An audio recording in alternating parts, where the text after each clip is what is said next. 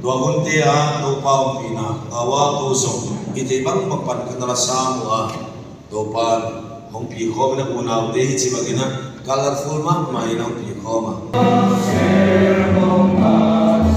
Let there be love in our eyes.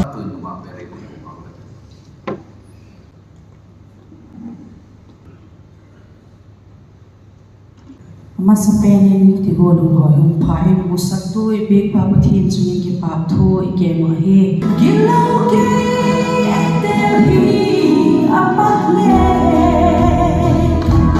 magsaing kadansung lihiman sungeka ay hudang tu heavy na kalay tuain amatin kasoa katilung afanswa gilaw ke eterhi apatle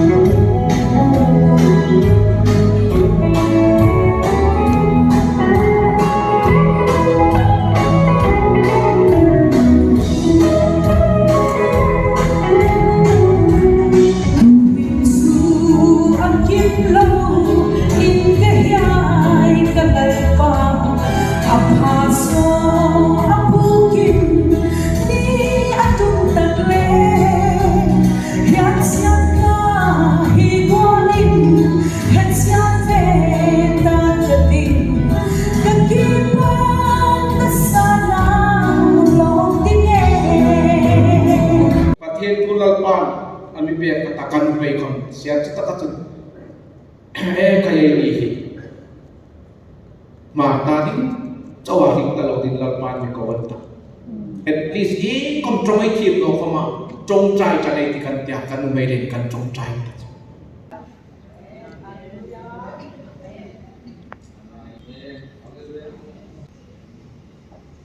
kalau Krishna ko brahma isak mai ka kan tlan chu mal som na tui khol lom dan hung lo lau tia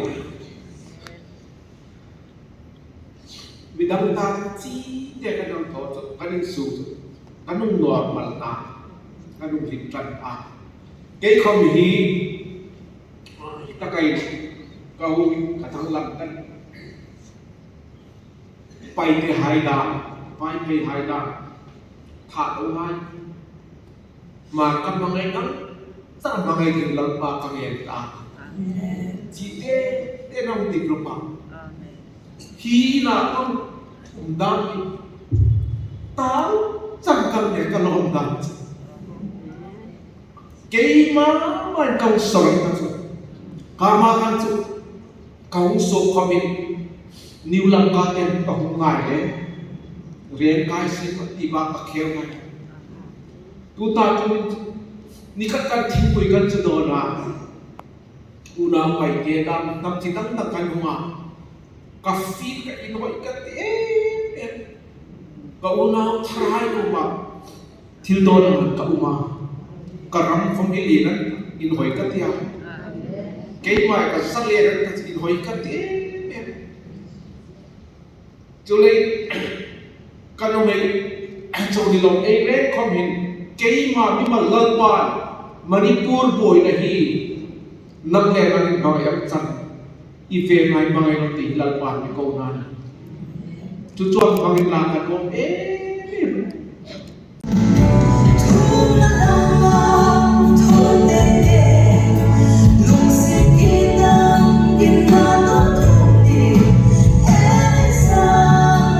subscribe cho kênh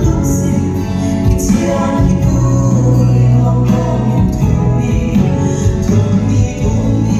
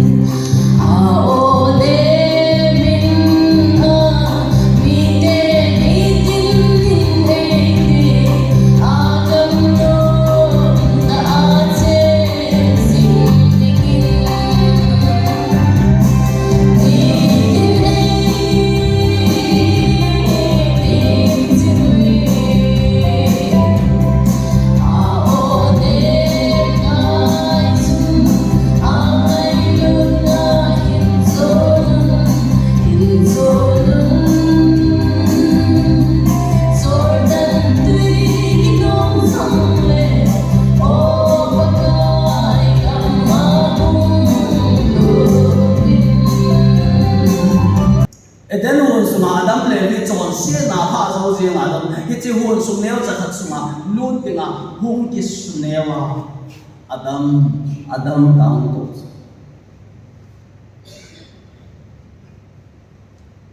pakai sumi hi ma pathin ya alo pin zo sen su la ya keng sil na food was in the ball ba Bible la ki sei cha pakai sa pun sil so ahin ko ha hi pi pun sil ma ko ha van lo pin asu ha na vet sa na he ka ti su pathin Israel de ho do na de ma Moses ko ba aban tha la tui pi te ho miracle ta bo he ami te de na ala no ami te de na asim no ma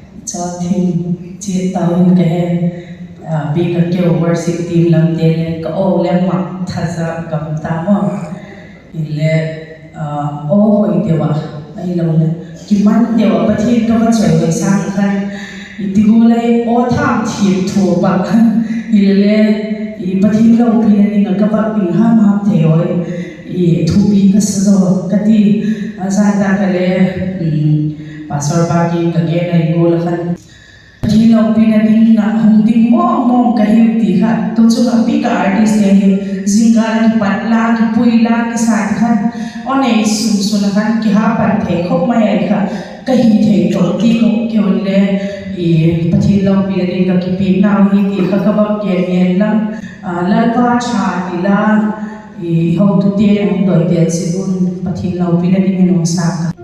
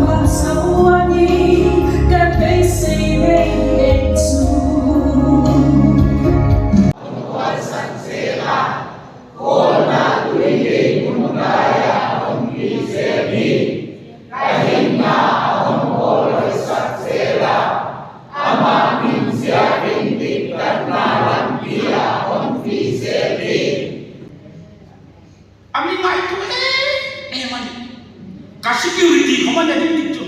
Ami vengan. Katula vita kapoy mo free ko man. Ama ba ka nak ipati ipurana ke kapati ni ipurana ko dire. Ye to sahi cheve. Napasya ken adiga bechi mo. Dik mai chi. Bible berota Bible kapega. Api thar karing ka ba. Kabuno pala mo. Jesus at sang karing. Ay pati na chan. David in akitan. I experience it. Ay pati chan na ni. Ay experience na yon. Mihai dulu matay higla lagi. Ay sui namar no ti. Second hand. Zapoy ha punta proses. Pasyente second hand. Koy lo may bet. Zapoy ha second hand le pay lo ay lo mo. At sa second mo. Pati tuta to second hand na talo. Ay experience nga ni pati ni. Ay enjoy nga tutu ni pati ni. Ama tu beram uang ni anti dari. Ay dikit kan no tole beram utun a beram be mai ave a protect la kan. Oh waiting to five. Ay la pati andi beti hi do kai chara do na ni. Ay ni Hindu ni lang do chak no hai. Ani Christian kong niya si do chak no hai. Kahit yung hindi ay tribal hai ko Hindu ni lang do chak no hai. Ani po Christian niya si like Magalayang dami si do chak no hai. Aksang ani ay do na. Amay tayo ba namala patat ng kumay di chong no. Katong tayo na kanila pa in defense kan na. May tayo ang tanong ay siya. Ano ito lang takpay at tipay din ka tinakalit.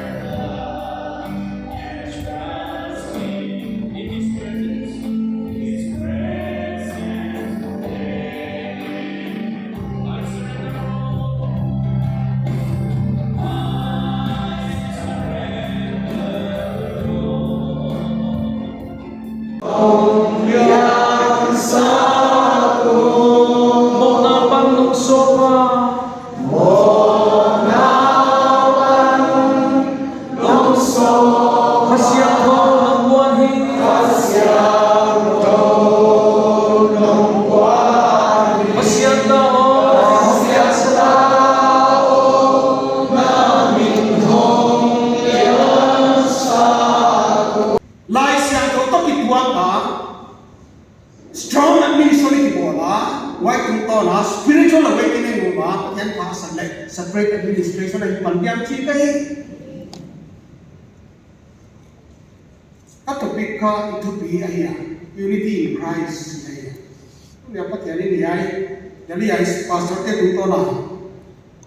Iya ito pi hon ta kan so. Nai iya poi mo poi diyan ting ada poi mo. Why did I say I'm going home then? See ya.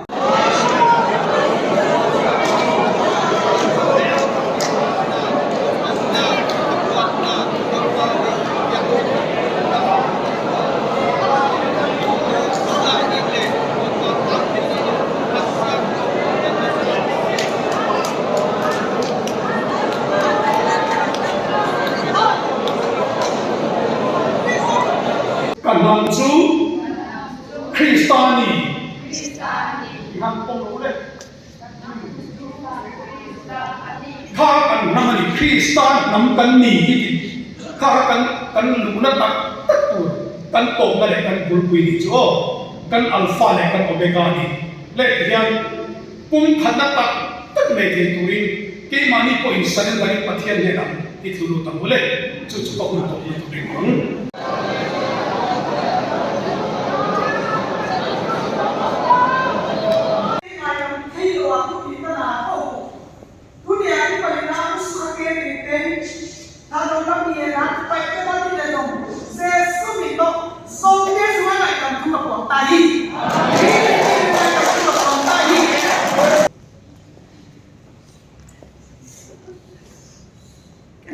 Quang giá thà đâu tới cái đâu lại nó cái tụng mà cả ủi viên cái cả không khá muốn đây là cậu mà mi son tiêu với ra ta không lại giá thà đâu tới cái này đi mà thì lên là các ngày đầm nào chú sọ ta đi sinh ngàn ta không lại các ngày đầm kita ya thì lên cái mà lên cái liên quan là thà đâu tới tu nít các ngày đầm này chỉ cần quang ngày qua ba cái nắp hindi din at kanyo hadong gang tete na ban kamanin thâu kami phải tung tila chunum din mo na chete kahiwa tunin tawpa kau te kimikilaw te kahiwa gehat te kahiwa tunin kap na kumpiwa kanwa na nahena na mong katenteng tunin na ngay na mong kahandena ngay na owan na yung kahiwa na kahapwa kani wabana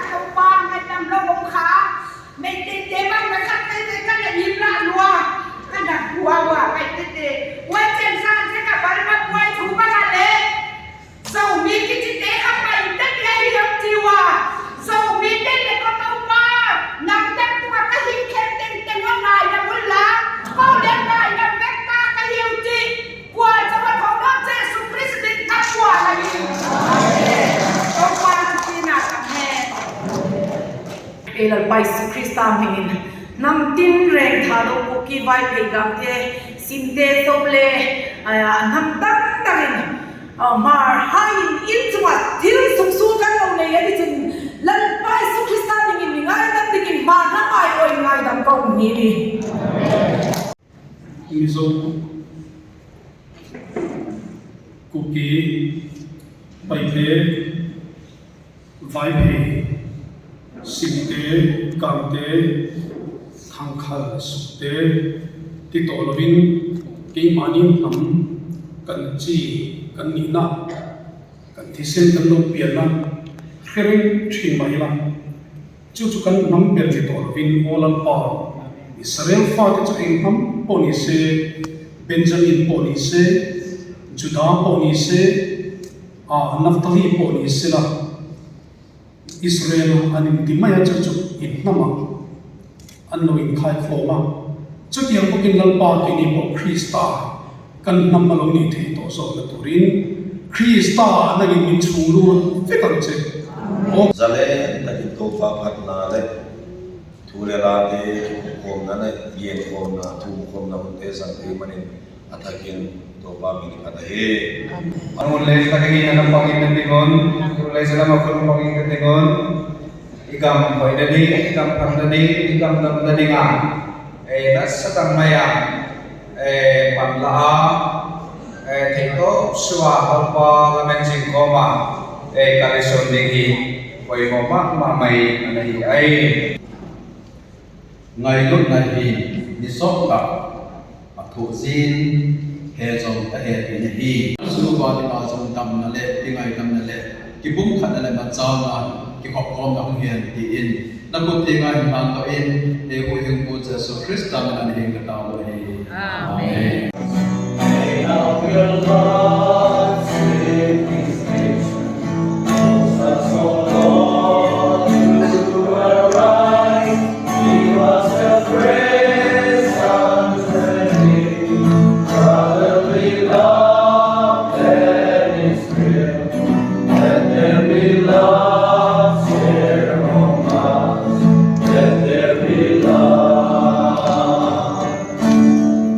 Let there be peace.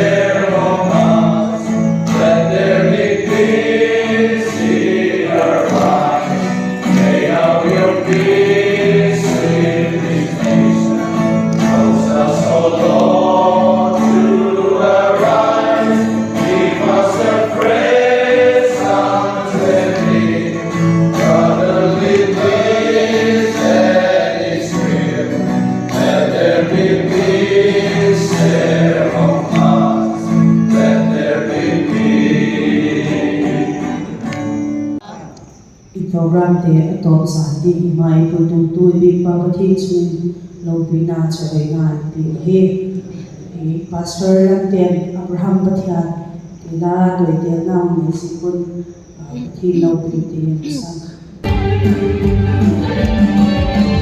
Leile fa aliante se ho fa chiamo alfa le nahi baby lo you make now nahi kwam ki ya aku bi alaki ho ma toile Abraham Pathian sa ya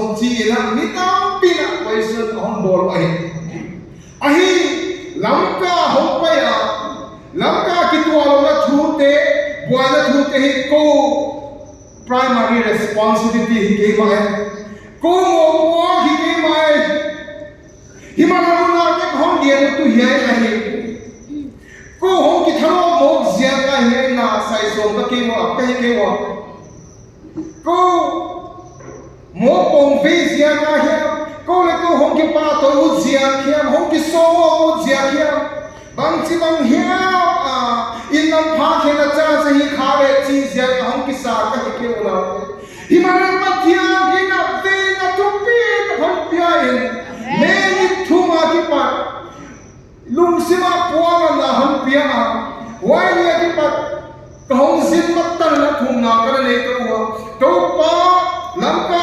zindian hom de ahi le kalampi ka walang sakin lang apoy mo sum na pai ka hom pia na mi te lung ta na han se rin jin pa kya ka nge lo ahi pathian lam ta takina ka kong te khat khit khat hon hon sak man pathian kya ki pa tu gen ahi ahi ko ha na in ma ka bo zo ke ni ko hi the nai bang ma tana da ke ni himana ni he nehemia ma ba na ka puwa na zia ro ka ve zia ko na bang chi bang hia khadina message ki ge he na ai ke le achi pe bakit tu le ena ga ai mo ke le pathian huna hung ga sak di na ikal suan na te imi tuite I khituite isumna pai sen na te ithasian na te pathian in na hon thon sa ro ding hi chi kalamet sia ko hong kisa ai ai Nehemiah in Jerusalem tung dingari ama primary responsibility ai ke lamka tung dingari ko primary responsibility ai ke hi ma pathian mo ko han pya kal hong kisa ka hi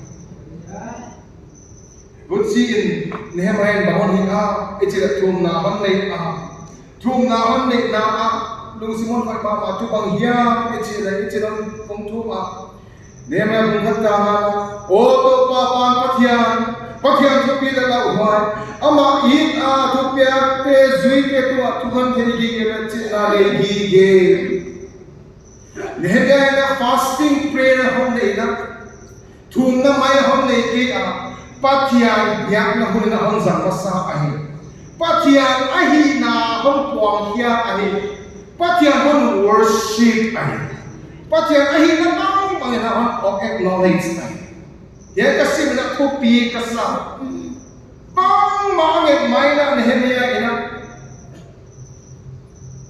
pathian kya alung kham na alung zin na tuk mai na pathian to pe na ata ko pathian abemasa ahi tagut na ahi chilong thumno tuin nabilin hon hong ahi la namite hong ki hong her na uchi na sikha thum na wai huna suol za na sikha te Israel ta te adia namma tunga ka khet Israel ta te khel na thupa toya kathum na amang ai hiak sangadi ahi kele kapa in ko te ko khep na te chang singa thang hoi takin na tumo ka dam ta ho na thupya ke ga sing ka ke wa na sikha mausi kya na thupya ke se tere bai ho te Nehemiah thum na non tu bang hia echile miet na ani maina worship pathian abyak pa na Nehemiah ina